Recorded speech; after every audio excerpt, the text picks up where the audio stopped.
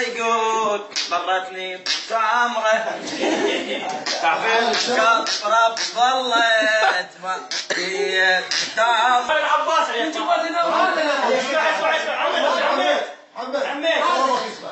اسمع عود تصوير يلا سوالف حميد اسمع هاي عائلة الصبح لقاها فيروس سولف وتعفط عائلة صارت فيها حالة سولف وتعفط اجل ابنه قالت ابوي ما شفنا سيارة نطلع فيها على باب الله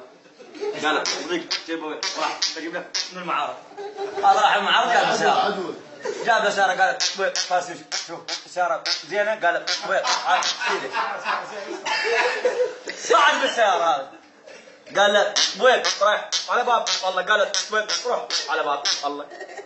هذا صعد بالسيارة عندهم بهم حاله يسولف قدامه يقف يعني يصير مثل من عندي مرة على طفل صغيرون هذا خالد جاي يسولف لك هذا ما راح يسوى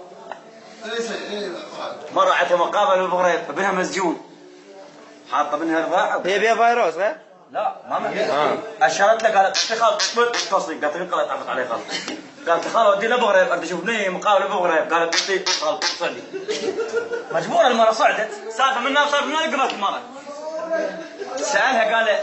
ابنك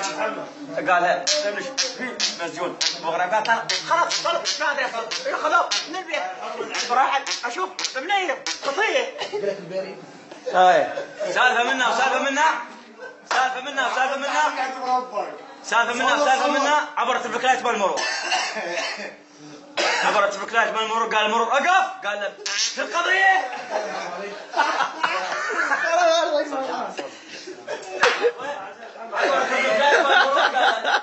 في القضيه قالت عمت على المدال اختك اللي شنو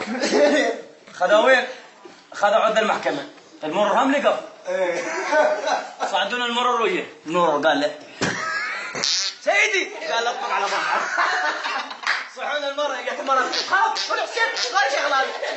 قال طبق على صفحة طفل يرضع صغير صحون ابو التاكسي ابو التاكسي صايح جديد انا القاضي قام ايش قالوا كلكم ابو سيدي المرة على طفل صغير ونرضع قام يسوي ويه ويه حتى الطفل نقف